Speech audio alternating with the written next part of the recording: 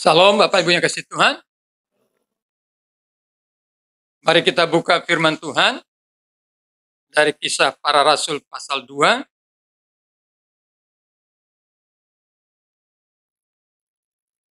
Kita baca berbalasan ayat 1 sampai dengan ayat 13. Kisah Para Rasul pasal 2 ayat 1 sampai 13. Kalau sudah membukanya katakan amin. Saya baca ayat 1, Bapak Ibu ayat 2, kita bergantian sampai ayat 13. Saya mulai. Ketika tiba hari Pentakosta, semua orang percaya berkumpul di satu tempat.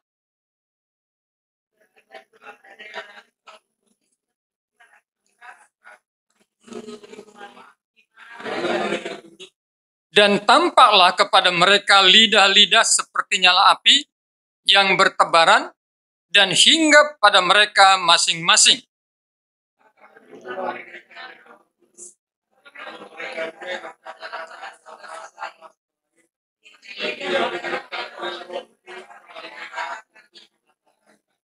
Waktu itu di Yerusalem diam orang-orang Yahudi yang saleh dari segala bangsa di bawah kolong langit.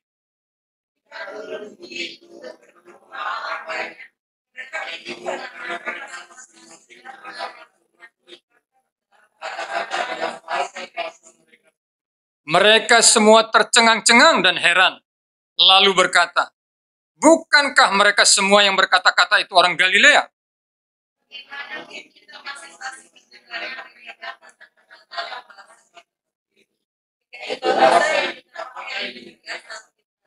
Kita orang Parsia, Media, Elam, penduduk Mesopotamia, Yudea dan Kapadokia, Pontus dan Asia.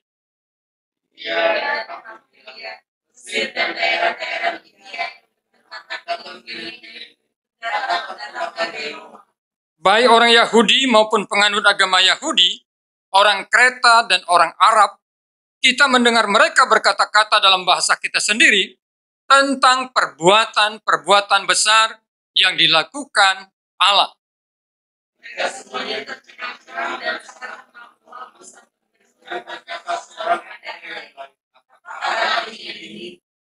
Tetapi orang lain menyindir, mereka sedang mabuk oleh anggur manis. Amin. Bapak Ibu yang kasih Tuhan, firman Tuhan yang kita baca ini merupakan kisah yang menceritakan peristiwa yang sungguh-sungguh terjadi, yaitu di mana peristiwa yang kita peringati pada hari ini, yaitu peristiwa pencurahan Roh Kudus kepada orang percaya. Dalam bagian firman Tuhan ini, pencurahan Roh Kudus kepada para rasul dan orang-orang percaya yang mungkin sekitar 120 orang. Karena di dalam firman Tuhan dikatakan di dalam pasal 1 bahwa mereka berkumpul di situ sebanyak 120 orang. Jadi kemungkinan besar itu yang dipenuhi oleh Roh Kudus ini. Bukan hanya Petrus yang dengan teman-temannya 11-12 orang itu. Nah Bapak Ibu, kata yang dipakai di sini ketika tiba hari Pentakosta. Nah, yang dimaksud dengan hari Pentakosta di sini adalah hari perayaan orang Yahudi. Jadi bukan dalam arti pengertian iman Kristen. Ketika tiba hari Pentakosta, yaitu hari perayaan orang Yahudi, dalam perayaan panen besar, panen raya, saudara-saudara. Jadi hari Pentakosta itu ada dua maknanya bagi orang Yahudi. Yang pertama itu adalah hari perayaan panen besar, panen raya. Jadi mereka bersuka cita, bersyukur. Tapi menariknya adalah di dalam mereka berpesta tentang panen raya itu, mereka tidak makan dengan makanan-makanan yang mewah, makanan-makanan yang enak-enak. Tapi mereka makan dengan sederhana. Sebagai pernyataan bahwa ucapan syukur mereka mengatakan itu berkat dari Tuhan. Tapi yang kedua, hari Pentakosta bagi orang Yahudi adalah hari peringatan diberikannya oleh Tuhan 10 hukum kepada Musa. Jadi ini pengertian daripada hari Pentakosta orang Yahudi. Jadi berbeda dengan pengertian kita. Nah, dalam pengertian orang Kristen sekarang, hari Pentakosta itu adalah hari memperingati peristiwa pencurahan Roh Kudus kepada para rasul dan orang-orang percaya. Jadi mari kita mengerti seperti itu. Karena dikatakan di sini, ketika tiba hari Pentakosta. Hari Pentakosta itu sebenarnya hari yang ke-50. Jadi kalau di dalam hari pencurahan Roh Kudus, hari ke-50 itu dihitung dari kebangkitan Yesus. Kebangkitan Tuhan Yesus, 40 hari Tuhan Yesus menampakkan diri sesudah kebangkitan Tuhan Yesus, lalu 10 hari sesudah kenaikan Tuhan Yesus, hari ini genap 50 hari dari peristiwa Paskah. Jadi Pentakosta itu artinya hari ke-50. Itu berarti bahasanya, katanya. Nah, Bapak Ibu yang kasih Tuhan, yang penting kita pahami adalah apa sih tujuan daripada hari pencurahan Roh Kudus ini? Apa tujuannya? Sebagian orang Kristen berpikir bahwa pencurahan Roh Kudus ini merupakan hal yang paling penting, yang paling utama adalah punya pengalaman hidup yang rohani, spiritual, yaitu mengalami kepenuhan Roh Kudus, lalu pengalaman yang sifatnya agak mistis seperti itu, saudara-saudara. Ada sebagian orang Kristen bahwa pencurahan Roh Kudus itu bicara tentang pengalaman-pengalaman supranatural semata-mata. Apakah pengalaman seperti itu yang dimaksudkan? Kita akan melihat nanti bahwa bukan itu maksudnya. Pencurahan Roh Kudus itu adalah sebuah pencurahan Roh Kudus sebagai penggenapan apa yang dikatakan oleh Tuhan Yesus. Di dalam ayat 5 Tuhan Yesus berkata begini, Kisah Para Rasul pasal 1. Sebab Yohanes membaptis dengan air, tetapi tidak lama lagi kamu akan dibaptis dengan Roh Kudus. Ya, saya membaca mulai dari ayat 4. Pada suatu hari ketika ia makan bersama-sama dengan mereka, ia melarang mereka meninggalkan Yerusalem dan menyuruh mereka tinggal di situ menantikan janji Bapa yang demikian katanya telah kamu dengar padaku. Sebab Yohanes membaptis dengan air, tetapi tidak lama lagi kamu akan dibaptis dengan Roh Kudus. Jadi baptisan Roh Kudus itu dibandingkan dengan baptisan Yohanes Pembaptis. Yohanes Pembaptis membaptis dengan air, tetapi akan tiba waktunya para murid ini dibaptis dengan Roh Kudus. Nah, Yohanes Pembaptis berkata ketika melihat Tuhan Yesus, ialah yang akan membaptis dengan Roh. Yohanes Pembaptis sendiri berkata bahwa aku membaptis kamu dengan air, tetapi Dia yang datang sesudah aku adalah yang akan membaptis kamu dengan Roh Kudus. Jadi bicara tentang Kristus. Lalu yang kedua kita membaca di dalam pasal 1 ayat 8. Mari kita baca sama-sama. Pasal 1 ayat 8. 1, 2, 3. Tetapi kamu akan menerima kuasa kalau Roh Kudus turun ke atas kamu, dan kamu akan menjadi saksiku di Yerusalem dan di seluruh Yudea dan Samaria dan sampai ke ujung bumi. Nah, di sini Tuhan Yesus menegaskan kamu akan menerima kuasa kalau Roh Kudus turun ke atas kamu. Jadi penekanannya di sini bukan soal kuasanya, tetapi Roh Kudusnya. Ketika Roh Kudus turun di dalam kehidupan para murid, artinya Roh Kudus itu tercurah dalam kehidupan para murid, Roh Kudus itu memenuhi dan mengurapi para murid, terjadi kuasa. Jadi kuasa itu akibat daripada apa? Tercurahnya Roh Kudus kepada para murid.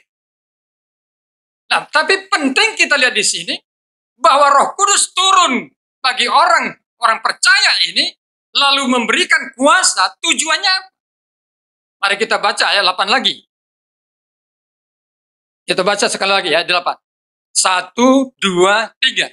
Tetapi kamu akan menerima kuasa kalau Roh Kudus turun ke atas kamu, dan kamu akan menjadi saksiku di Yerusalem dan di seluruh Yudea dan Samaria dan sampai ujung bumi.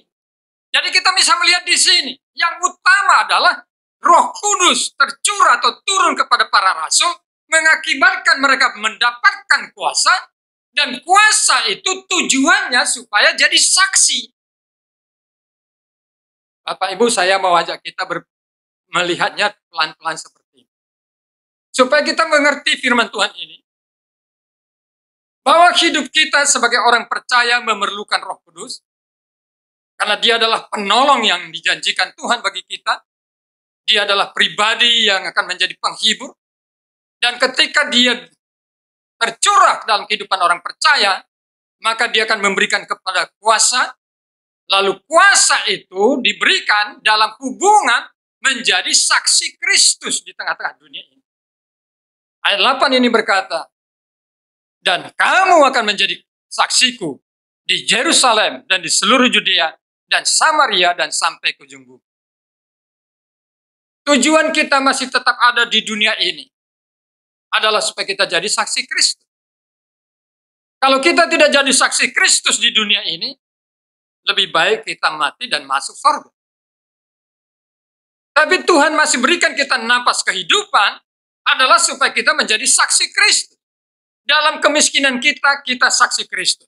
Dalam penyakit yang kita derita, kita jadi saksi Kristus. Dalam pergumulan yang hebat yang kita alami, kita jadi saksi Kristus. Ketika kita diberkati berlimpah-limpah, kita jadi saksi Kristus. Ketika kita menjadi seorang yang berhasil, kita tetap jadi saksi Kristus. Ketika menjadi seorang pejabat, kita harus jadi tetap saksi Kristus. Inilah tujuan keberadaan orang percaya di dunia ini. Menjadi apa? Saksi Kristus. Nah, dengan pengertian seperti ini, kita akan melihat bahwa di dalam peristiwa pencurahan Roh Kudus dan sesudahnya, maka kita melihat kuasa yang diberikan Roh Kudus itu adalah kuasa supaya menjadikan kita saksi Kristus yang efektif. Yang pertama, mari kita lihat di dalam pasal 2. Pasal 2, mari kita baca ayat 4. Ayat 4 sampai dengan ayat yang ke-6. Sampai dengan ke-7. Mari kita baca sama-sama. Ayat 4 sampai dengan ayat yang ke-7. 1, 2, 3. Maka penuhlah mereka dengan Roh Kudus, lalu mereka mulai berkata-kata dalam bahasa-bahasa lain, seperti yang diberikan oleh Roh itu kepada mereka untuk mengatakannya. Waktu itu di Yerusalem diam orang Yahudi yang saleh dari segala bangsa di bawah kolong langit. Ketika turun bunyi itu, berkerumunlah orang banyak. Mereka bingung karena mereka masing-masing mendengar rasul-rasul itu berkata-kata dalam bahasa mereka sendiri. Mereka semua tercengang-cengang dan heran lalu berkata, bukankah mereka semua yang berkata-kata itu orang Galilea? Ayat 8. Bagaimana mungkin kita masing-masing mendengar mereka berkata-kata dalam bahasa kita sendiri? Yaitu bahasa yang kita pakai di negeri asal kita. Yang pertama terjadi ketika para rasul itu sudah mengalami pencurahan Roh Kudus, mengalami kepenuhan Roh Kudus, firman Tuhan ini berkata, Roh itu memberikan kepada mereka kemampuan dalam berbahasa bahasa lain. Ayat 6. Maka penuhlah mereka dengan Roh Kudus, lalu mereka mulai berkata-kata dalam bahasa-bahasa lain, seperti yang diberikan oleh siapa? Roh itu kepada mereka untuk mengatakan. Bapak Ibu yang kasih Tuhan, kalau kita baca Markus pasal 16, Tuhan Yesus berkata, salah satu tanda orang yang percaya, yang pergi menjadi pemberita Injil, mereka akan mempunyai bahasa-bahasa yang baru. Nah, bahasa yang lain ini bukan bahasa karunia lidah atau karunia roh, bukan. Bahasa yang dimaksud di sini bukan bahasa roh, saudara-saudara. Tetapi bahasa roh adalah bahasa yang dikaruniakan roh untuk seseorang supaya bisa berkomunikasi dengan Allah, bahasa di mana dia membangun imannya, membangun fellowship-nya dengan Tuhan. Tetapi bahasa yang diberikan Roh Kudus kepada para rasul di sini adalah bahasa untuk bersaksi, berbicara kepada orang lain. Mari kita baca mulai dari ayat 5 sampai 8. 1, 2, 3. Waktu itu di Yerusalem diam orang-orang Yahudi yang saleh dari segala bangsa di bawah kolong langit. Ketika turun bunyi itu, berkerumunlah orang banyak. Mereka bingung karena masing-masing mendengar rasul-rasul itu berkata-kata dalam bahasa mereka sendiri. Mereka semua tercengang-cengang dan heran lalu berkata, bukankah mereka semua yang berkata-kata itu orang Galilea? Bagaimana mungkin kita masing-masing mendengar mereka berkata-kata dalam bahasa kita? Yaitu bahasa yang kita pakai di negeri asal kita. Jadi jelas di sini, para rasul itu yang dipenuhi Roh Kudus, diberi Roh Kudus bahasa lain, bukan bahasa roh seperti dalam 1 Korintus pasal 12 dan 14, tetapi bahasa manusia, bahasa bangsa-bangsa, bahasa suku-suku yang mereka, yaitu orang-orang Galilea, orang-orang para rasul, yang tidak pernah belajar bahasa itu, tetapi ketika dipenuhi Roh Kudus, mereka diberi kemampuan Roh Kudus untuk berbicara dalam bahasa orang asing tersebut, sehingga orang asing itu bisa mengerti. Saudara-saudara, ayat 10 berkata 9, 10 disebutkan di situ. Kita orang Parsia, orang Media, orang Elam, penduduk Mesopotamia, Yudea dan Kapadokia, Pontus dan Asia, Frigia dan Pamfilia, Mesir dan seterusnya. Apa yang dibicarakan oleh mereka? Mari kita baca ayat 11. 1, 2, 3. Baik orang Yahudi maupun penganut agama Yahudi, orang Kreta dan orang Arab, kita mendengar mereka berkata-kata dalam bahasa kita sendiri tentang perbuatan-perbuatan besar yang dilakukan Allah. Saudara-saudara, yang dibicarakan oleh para rasul ini dalam bahasa-bahasa lain itu adalah tentang perbuatan-perbuatan Allah. Artinya mereka bercerita, berkhotbah, mengajar tentang perbuatan-perbuatan ajaib Tuhan. Saudara-saudara, salah satu alasan yang banyak diberikan orang untuk tidak bersaksi adalah saya tidak pintar ngomong. Saya bukan orang yang pandai berbicara. Dan kalau saudara punya pengakuan yang sama, saudara punya banyak teman. Termasuk teman daripada Nabi Musa. Kalau kita mau katakan Musa itu Nabi. Sebab ketika Tuhan memanggil Musa di padang gurun supaya dia pergi ke Mesir, membawa bangsa Israel keluar dari Mesir, salah satu alasan Musa menolak panggilan itu dengan berkata apa? Aku bukan orang yang pandai berbicara. Aku ini tidak pintar Tuhan. Suruh saja orang lain. Saudara-saudara, Tuhan berkata, aku tahu siapa yang pandai berbicara. Harun abangmu adalah pandai berbicara. Tapi aku panggil engkau. Dan memang karena Musa akhirnya ngotot terus tidak mau, Tuhan berkata, baik kalau gitu Harun jadi juru bicara. Saudara-saudara, saya tidak bisa. Merupakan sebuah alasan yang sering kita pakai untuk tidak jadi saksi. Tapi di sini kita belajar bahwa Roh Kudus telah menjadi penolong bagi para rasul ini. Sehingga mereka bisa menyampaikan berita Injil di dalam bahasa orang-orang asing ini. Tidak ada yang tidak bisa bersama dengan Tuhan. Amin. Termasuk dalam hal berbicara. Bersaksi itu artinya mengkomunikasikan, menyampaikan Injil. Itu berarti berbicara tentang Injil. Jadi kalau saudara berkata saya tidak pandai bicara, berdoalah, mintalah, Roh Kudus mampu memberikan itu. Ini kuasa yang diberikan oleh Roh Kudus yang pertama. Lalu yang kedua, saudara-saudara, kita baca dalam ayat 14 sampai dengan ayat yang ke-16. Mari kita baca sama-sama. Pasal 2, Kisah Para Rasul pasal 2, ayat 14 sampai dengan 16. 1, 2, 3. Maka bangkitlah Petrus berdiri dengan ke-11 rasul itu, dan dengan suara nyaring ia berkata kepada mereka, hai kamu orang Yahudi dan kamu semua yang tinggal di Yerusalem, ketahuilah dan camkanlah perkataanku ini. Orang-orang ini tidak mabuk seperti yang kamu sangka, karena hari baru pukul 9.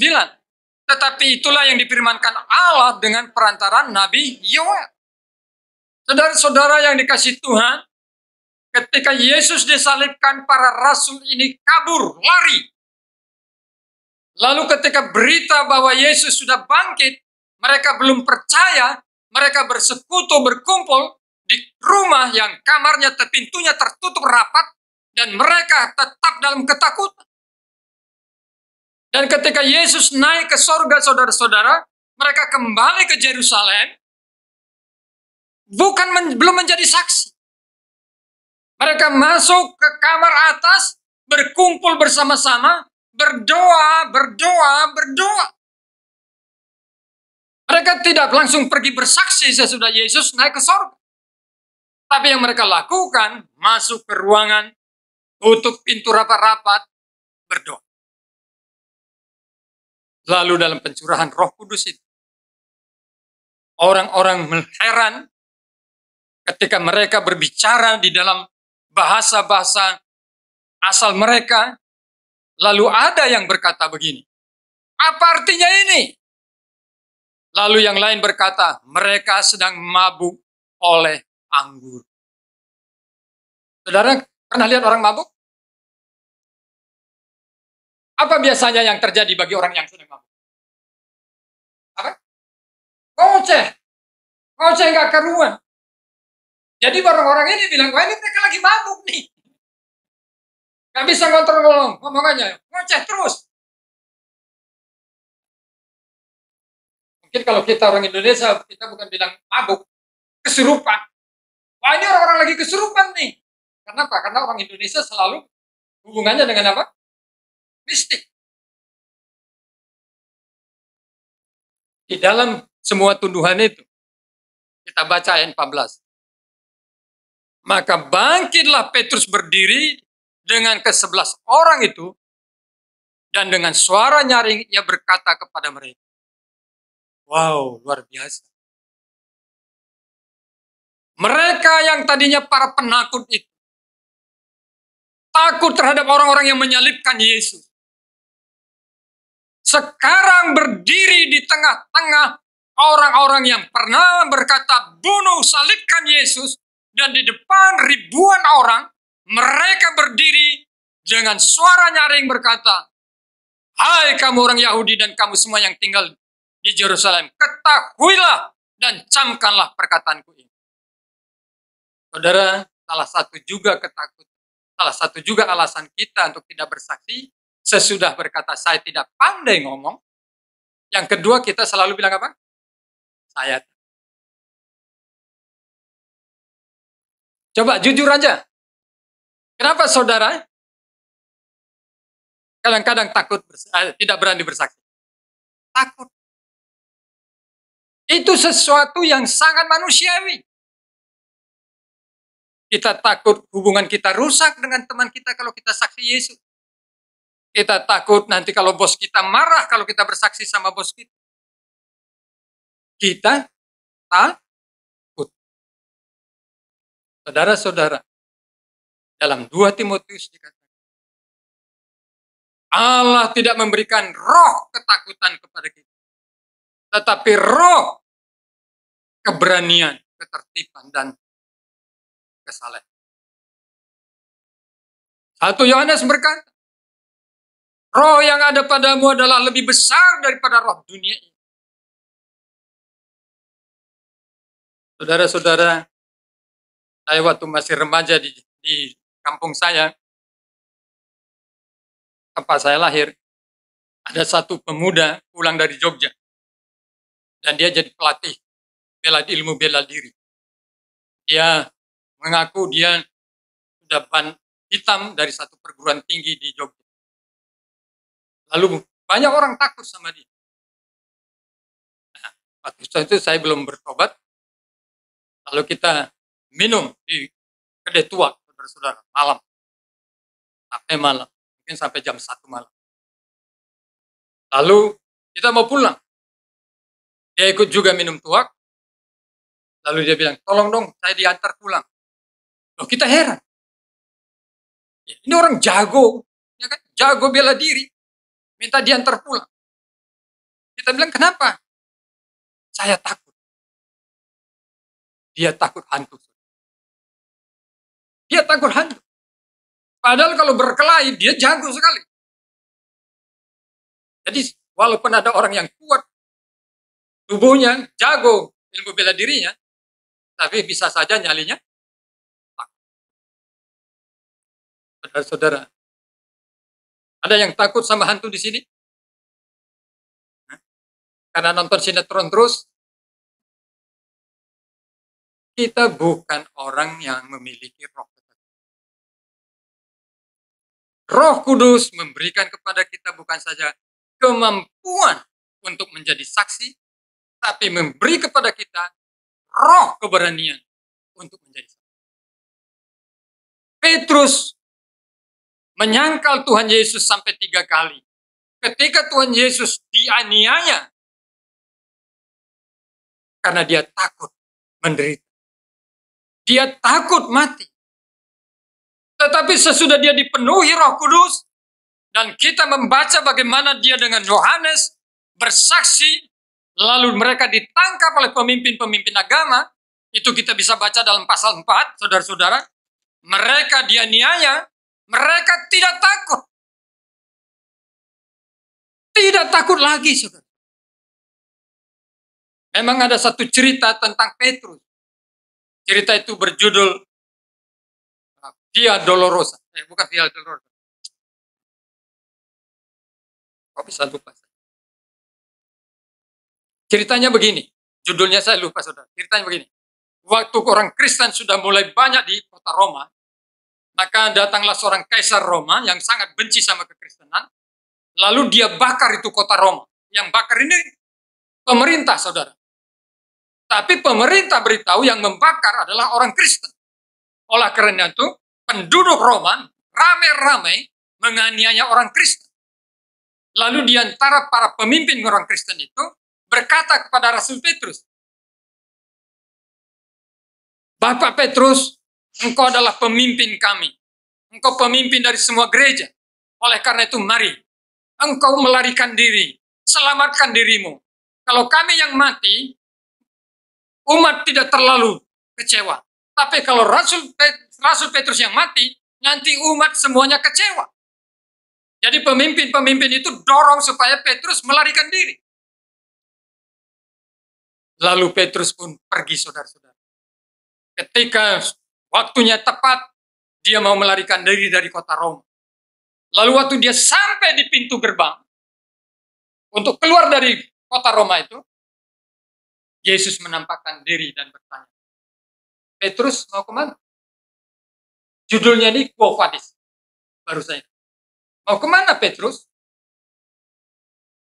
Mendengar pertanyaan Tuhan Yesus, Petrus tersungkur, menangis. Dia malu sama Tuhan. Lalu dia bangkit, berdiri balik lagi ke kota Roma. Dan lalu ketika dia diadili, dia dihukum dengan hukuman disalibkan. Lalu Petrus berkata, Tuhanku telah disalibkan dengan kepala ke atas. Tetapi aku telah menyangkal Tuhanku. Bahkan aku hampir menyangkal dia kedua kali. Karena itu, aku tidak layak disalibkan seperti Tuhanku. Biarlah aku disalibkan dengan kepala ke bawah. Petrus disalibkan. Dia mati, salib. Bukan dengan kepala di atas, tapi kepala di bawah. Salib terbalik. Itu karena Roh Kudus berikan keberanian. Kalau kita berkata, saya takut, mari berdoa. Minta keberanian pada Tuhan. Bapak Ibu yang kasih Tuhan, yang ketiga. Mari kita kembali ke pasal 2. Masih ada 2 poin lagi. Mari kita baca dari ayat yang ke-16 sampai dengan ayat 21. Mari kita baca sama-sama, ayat 16 sampai 21. 1, 2, 3. Tetapi itulah yang difirmankan Allah dengan perantaran Nabi Yoel, akan terjadi pada hari-hari terakhir. Demikianlah firman Allah, bahwa aku akan mencurahkan rohku ke atas semua manusia, maka anakmu laki-laki dan perempuan akan bernubuat, dan turuna-turunamu akan mendapat penglihatan-penglihatan, dan orang-orangmu yang tua akan mendapat mimpi, juga ke atas hamba-hambaku laki-laki dan perempuan, akan kucurahkan rohku pada hari-hari itu, dan mereka akan bernubuat, dan aku akan mengadakan mujizat-mujizat di atas, di langit, dan tanda-tanda di bawah, di bumi, darah dan api, dan gumpalan-gumpalan asap. Matahari akan berubah menjadi gelap gulita, dan bulan menjadi darah sebelum datangnya hari Tuhan, hari yang besar dan mulia itu, dan barang siapa yang berseru kepada nama Tuhan akan diselamatkan. Saudara-saudara, ini luar biasa. Kalau kita baca lagi ayat-ayat selanjutnya, Petrus itu berkhotbah luar biasa sekali, mendalam sekali khotbahnya dalam firman Tuhan. Padahal kalau kita baca bagaimana para murid ini diajar Tuhan Yesus selalu apa? Tulalit. Tuhan Yesus bilang, hati-hatilah terhadap ragi. Mereka bilang, ini loh, gara-gara kita tidak bawa roti. Banyak tulalitnya para murid ini. Tapi sesudah Roh Kudus tercurah atas mereka, mereka dipenuhi Roh Kudus, maka digenapilah apa yang dikatakan Tuhan Yesus, bahwa Roh Kudus akan datang, mengajarkan kebenaran, dan mengingatkan kepada mereka apa yang masih perlu dipahami mereka. Roh mengajar para rasul ini, sehingga mereka mengerti firman Tuhan. Mereka tahu apa yang harus dikhotbahkan. Mereka mengerti bagaimana menjelaskan tentang siapa Yesus itu. Bapak Ibu yang dikasihi Tuhan, mari coba kita lihat satu ayat di dalam ayat 38. Mari kita baca ayat 38. 38. Kita baca sama-sama. 1, 2, 3. Jawab Petrus kepada mereka, bertobatlah dan hendaklah kamu masing-masing memberimu dibaptis dalam nama Yesus Kristus untuk pengampunan dosamu, maka kamu akan menerima karunia Roh Kudus. Bertobat, percaya kepada Yesus, menerima Roh Kudus. Dari mana Petrus tahu ini? Roh Kudus mengajarkan firman, Roh Kudus mengingatkan Petrus apa yang telah diajarkan oleh Tuhan Yesus kepada mereka. Jadi kalau Bapak Ibu berkata, gimana Pak saya mau saksi, orang saya sendiri nggak ngerti. Roh Kudus akan menolong. Roh Kudus akan menolong saudara. Percayalah. Yang keempat, yang terakhir. Kuasa Roh Kudus yang dinyatakan kepada para rasul ini, sehingga mereka menjadi murid yang luar biasa, adalah apa yang dikatakan firman Tuhan. Kita baca sama-sama dalam ayat yang ke-16 dari pasal 3. Pasal 3. Kita baca sama-sama. Kita baca sama-sama. 1, 2, 3. Dan karena kepercayaan dalam nama Yesus, maka nama itu telah menguatkan orang yang kamu lihat dan kamu kenal ini. Dan kepercayaan itu telah memberi kesembuhan kepada orang ini di depan kamu semua. Ini adalah pengakuan Rasul Petrus bahwa kuasa kesembuhan yang dia lakukan terhadap seorang yang lumpuh, seorang pengemis yang ada di depan bait suci itu, bukan karena kuasa dirinya, tetapi karena iman kepada Yesus Kristus, maka terjadilah kuasa kesembuhan. Si lumpuh ini berjalan, dia bisa menjadi sehat. Mari coba kita baca di dalam pasal 3. Pasal 3, di dalam ayat 5 sampai dengan ayat yang ke-8. Kita baca sama-sama. 1, 2, 3. Lalu orang itu menatap mereka dengan harapan akan mendapat sesuatu dari mereka. Tetapi Petrus berkata, emas dan perak tidak ada padaku, tetapi apa yang kupunyai kuberikan kepadamu. Demi nama Yesus Kristus, orang Nazaret itu, berjalanlah. Lalu ia memegang tangan kanan orang itu dan membantu dia berdiri. Seketika itu juga kuatlah kaki dan mata kaki orang itu. Ia melonjak berdiri lalu berjalan kian kemari dan mengikuti mereka ke dalam bait Allah, berjalan dengan melompat-lompat serta memuji Allah. Saudara-saudara, kuasa yang keempat adalah kuasa dunamis, yaitu kuasa yang dahsyat, yang sanggup memulihkan yang rusak menjadi baik lagi, yang sanggup menghidupkan orang mati menjadi hidup, yang sanggup membuat orang lumpuh menjadi berjalan, yang buta melihat, yang tuli menjadi mendengar, yang kusta menjadi tahu. Kita lebih banyak berfokus, Tuhan berilah kuasa mujizatmu Tuhan. Sekarang Tuhan tanya, kalau aku kasih kuasa itu untuk apa? Supaya kau terkenal? Supaya kau dianggap hebat? Saudara-saudara, Markus 16 berkata, Tanda-tanda ini akan menyertai orang percaya yang pergi memberitakan Injil. Ini artinya apa, Bapak Ibu? Roh Kudus diberikan kepada kita. Roh Kudus memenuhi kita. Roh Kudus mengurapi kita. Supaya kita bisa menjadi saksi Kristus. Pertanyaannya, maukah kita jadi saksi? Kalau kita mau jadi saksi Kristus, Roh Kudus akan mengurapi kita, memenuhi hidup kita. Dan ketika Roh Kudus mengurapi kita, memenuhi hidup kita, di sana kuasanya bekerja. Dia memampukan kita menyampaikan Injil. Dia memberi roh keberanian bagi kita memberitakan Injil. Dia memberikan pengetahuan kepada kita isi akan Injil. Dia meneguhkan kesaksian kita dengan tanda-tanda ajaib. Mari kita doakan. Gereja kita harus jadi gereja yang bersaksi. Amin. Tapi itu bukan hanya gembala. Itu bukan hanya ibu gembala. Gereja yang bersaksi artinya siapa? Seluruh kita orang percaya yang ada di gereja ini harus bersaksi. Bapak Ibu yang kasih Tuhan, ketika hidup kita menjadi saksi Kristus, percaya mukjizat akan terjadi. Karena Tuhan Yesus berkata, kamu akan melakukan lebih besar daripada yang kulakukan.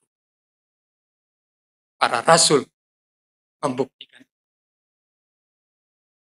Kalau janda yang pendarahan darah 12 tahun sembuh karena dia beriman, asal ku jamah saja jubah Yesus, aku sembuh, dia sembuh. Tapi kita baca di dalam kisah para rasul, bayangan daripada Petrus membuat orang yang sakit sembuh. Sapu tangan daripada Paulus membuat orang sakit sembuh. Jadi apa yang dikatakan Tuhan Yesus? Kamu akan melakukan lebih besar daripada yang telah kulakukan. Digenapi di dalam pelayanan Petrus. Dengan bayangannya saja orang sembuh. Siapa yang kena bayangannya sembuh? Dengan sapu tangannya Paulus, orang yang menjamah, sapu tangannya sembuh. Saudara, itu semua karena ada hati. Saya hidup bagi Kristus. Saya hidup menjadi saksi. Mari kita ambil waktu teduh.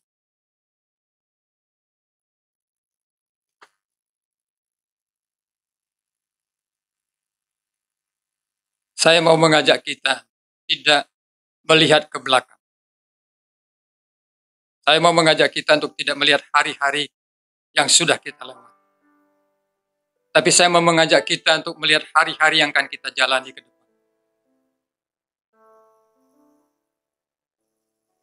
Hidup ini adalah pilihan, saudara.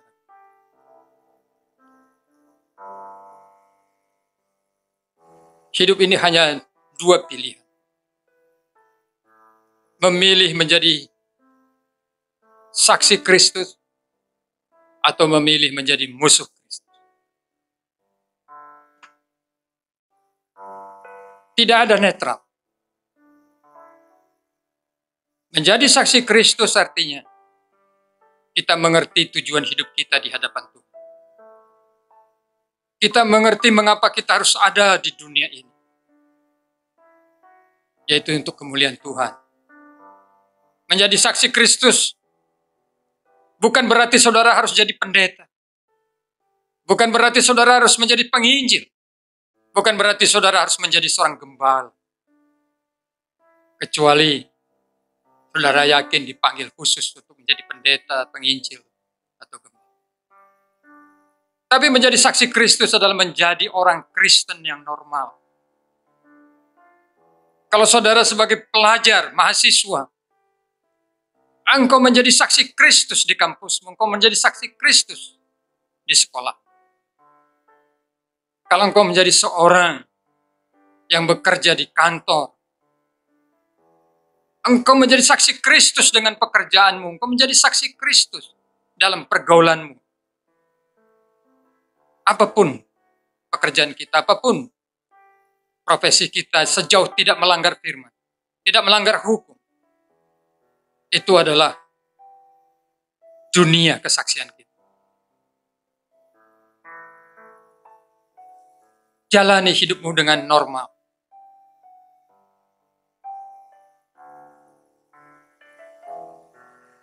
Jalani hidupmu dengan dipenuhi Roh Kudus. Dengan dipimpin Roh Kudus.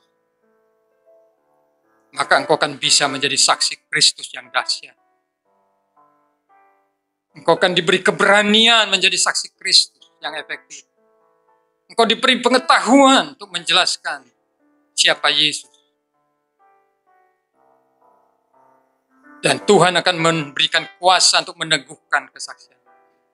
Pekerjaanmu akan diberkati. Apa yang kau bekerjakan akan berhasil. Ketika engkau berdoa untuk temanmu, dia akan merasakan pertolongan Tuhan, dia akan mengalami pertolongan Tuhan. Ketika engkau berdoa untuk mereka yang sakit, orang itu akan disembuhkan. Kuasa itu tidak diberikan kepada pendeta saja, gembala sidang saja. Kuasa itu diberikan kepada setiap orang percaya. Rasul Petrus berkata, karena kepercayaan dalam nama Yesuslah orang ini disembuhkan. Dia tidak berkata, karena saya seorang rasul, maka orang ini disembuhkan. Tidak. Mari bangkit berdiri kita.